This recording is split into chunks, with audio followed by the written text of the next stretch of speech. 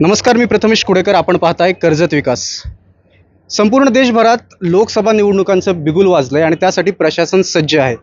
पण ह्या ठिकाणी मतदान जे केंद्र आहे, जिथून मतपेट्यांचं वाटप केलं जातं, कर्जत पोलीस ग्राउंड या ठिकाणी आपण आहोत. त्या ठिकाणी राखीव जे केंद्र इथून जाणारी लोक आहेत, यांची प्रचंड गैरसोय झालेली आहे अशी त्यांची तक्रार आहे. जाणून घेऊयात त्यांची तक्रार काय आणि प्रशासनावर नाराजगी काय. नमस्ते, माझं नाव राहुल गायकवाड आहे.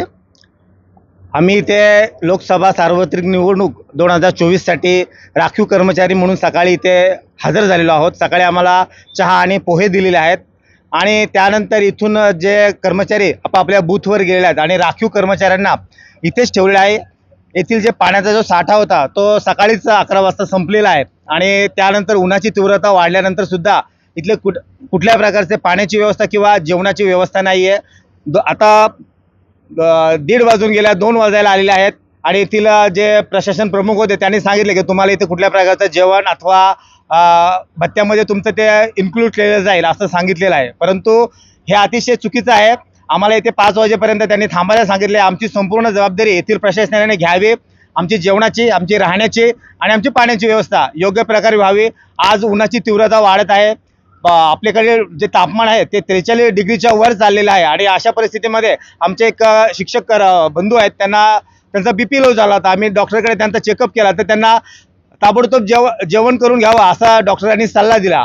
तर माझी प्रशासनाला नम्र विनंती आहे, तुम्ही अशा प्रकारे कर्मचाऱ्यांना वेठीस धरू नका, त्यांच्या जीवाशी खेळू नका. आजचा दिवस तुम्ही आमच्या तोंडावर पाणी पुसण्याचा प्रकार केलेला आहे. किमान उद्या तरी आमची चांगल्या पद्धतीने व्यवस्था व्हावी, आमची राहण्याची त्याचप्रमाणे जेवणाची व्यवस्था व्हावी अशी आम्ही प्रशासनाला विनंती करतो. या संबंधित तक्रारीबाबत आपण प्रशासकीय कोणत्या अधिकाऱ्यांकडे काय पाठपुरावा केला आणि आपल्याला काय उत्तरे मिळाली? इथे नायब तहसीलदार मॅडम होत्या, त्या मॅडमशी आम्ही संपर्क साधला कारण येथील पाण्याचा साठा संपलेला होता आणि जे कर्मचारी प्रशासन प्रमुख होते त्यांनी सांगितले की तुम्ही बाहेर जाऊन स्वखर्चाने पाणी घ्या, त्यानंतर तुमची काय जेवणाची व्यवस्था असेल ती तिथं तुम्हीच तुमच्याच पद्धतीने तुम्ही खर्च करा असं सांगितलेलं आहे. तर असं ऐन उन्हाच्या तोंडावर आणि जी दुपारची जेवणाची वेळ होती त्यावेळेस सांगणं हे चुकीचं होतं. किमान आम्हाला तुम्ही अगोदर कल्पना दिली असती तर आम्ही आमची पाण्याची व्यवस्था किंवा जेवणाचा डबा हा सोबत घेऊन आलो असतो. नायब तहसीलदार मॅडम यांच्याशी चर्चा केल्याच्या नंतर त्यांनी 2 पाण्याच्या जार इथे मागवल्या आहेत. फक्त 2, इथे 250 ते 300 कर्मचारी राखीव कर्मचारी आहेत. आज 2 वाजता त्यांनी 2 पाण्याचे जार पुरवलेले आहेत. तर तुम्हीच सांगा की येथील एवढ्या कर्मचाऱ्यांना हे 2 जार पुरेसे नाही आहेत. थोड्या वेळापूर्वी आम्ही प्रांत अधिकारी अजित नैराळे यांना संपर्क केला, आपली संबंधित तक्रार त्यांच्या कानावर घातली. निवडणूक आयोगाकडनं आपल्याला भत्ता दिला जातो आणि त्यातूनच आपली सगळी जेवणाची किंवा पाण्याची सोय करायची असते असं त्यांच्याकडून उत्तर मिळालं. 5 वाजता सर्व मतपेट्या केंद्रावर पोहोचल्यानंतर, सर्व कर्मचारी पोहोचल्यानंतर ते आपल्याला आजच्या दिवसाची रजा देणार आहेत असं आम्हाला उत्तर मिळालं. तर त्यावर आपलं काय म्हणणं आहे? तहसीलदार मॅडमशी आम्ही जेव्हा चर्चा केली की मॅडम इथे पाण्याची व्यवस्था नाही, जेवणाची व्यवस्था नाही आहे, तर त्यांनी सांगितलं आम्हाला की जेवण हे तुम्ही तुमच्या पद्धतीने करू शकता. मी म्हटलं की मला चक्कर आल्यासारखं करते, तब्येत मला बरोबर वाटत नाही. तर आपली मेडिकल टीम आहे, मेडिकल टीमच्या इथे तुम्ही तुमची तब्येतीची काय म्हणतात त्याला चौकशी म्हणा किंवा चाचणी करू शकता तुम्ही, बरोबर आहे. आणि शिवाय त्या असं म्हणाल्या की हा विषय आमच्या अखत्यारीत येत नाही, निवडणूक आयोगाच्या अखत्यारीमध्ये येतो. तुम्हाला जर तक्रार करायची असेल किंवा तुम्हाला जर बोलायचं असेल तर तुम्ही वरिष्ठांशी बोलू शकता, हा त्याचा विषय आहे. परंतु इथल्या सर्व जवळजवळ 250 ते 300 कर्मचाऱ्यांचं म्हणणं आहे की निदान जेवणाची तर व्यवस्था दुपारी झाली पाहिजे होती, कारण निवडणूक आयोगाच्या अखत्यारीमध्ये सगळे जर कर्मचारी येतात तर त्यांची व्यवस्था प्रशासनाने करणे गरजेचं आहे.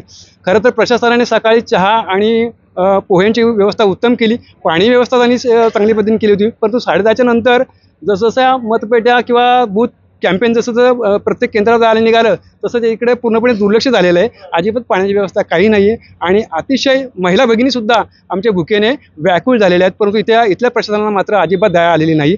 कर्मचाऱ्यांना खरं तर काही कल्पना नाही की भत्ता किती मिळणार आहे, किती पगार मिळणार आहे, किती मांडेल मिळणार आहे, याच्याशी मतलब त्याला नाही आहे. तो फक्त प्रामाणिकपणे इथे सेवा द्यायला आलेला आहे आणि अशा कर्मचाऱ्यांचं पूर्णपणे लक्ष ठेवणं, या कर्मचाऱ्यांच्यावर लक्ष ठेवणं, त्यांना सेवा पुरवणं हे निवडणूक आयोगाचं काम आहे असं एकंदरीत मला वाटतं. आता अजित नैराळे यांच्याकडून मिळालेल्या उत्तरानुसार संध्याकाळी 5 वाजता किंवा मतपेट्या केंद्रावर पोहोचल्यानंतर ते आपल्याला आजच्या दिवसाची रजा देणार आहेत. पण कित्येक कर्मचारी आपण बघतोय की जे लांबून आलेले आहेत, बसने काही जण आलेले आहेत, लांबचा प्रवास करून आलेले आहेत. उद्या सकाळी तुम्हाला 6चं रिपोर्टिंग टाईम दिलं असं समजतंय. मग लांबून जे कर्मचारी आलेत त्यांची राहण्याची वगैरे काय या ठिकाणी सोय आहे का? नाही, प्रशासनाकडून अजून आम्हाला काही खात्रीशीर माहिती मिळालेली नाही. खरं तर माझ्या बंधू भगिनी इथे पेन पनवेल उरणमधून इथे सकाळी 8चं हजेरी आहे.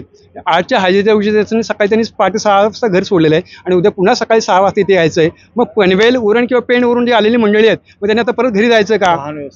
बरोबर, त्यांच्या कुटुंबाची व्यवस्था परत त्याने पुन्हा करून त्याने पुन्हा इकडे यायचं का? म्हणजे ड्युटीवर हजर व्हायचं का? हा एक मोठा प्रश्न पडलेला आहे. म्हणजे येणार जाण्याचा मध्ये जर कुठली दुखापत घडली किंवा जीविताचा धोका निर्माण झाला त्याची निवडणूक आयोग जबाबदारी घेणार आहे का? हा आमचा प्रश्न आहे.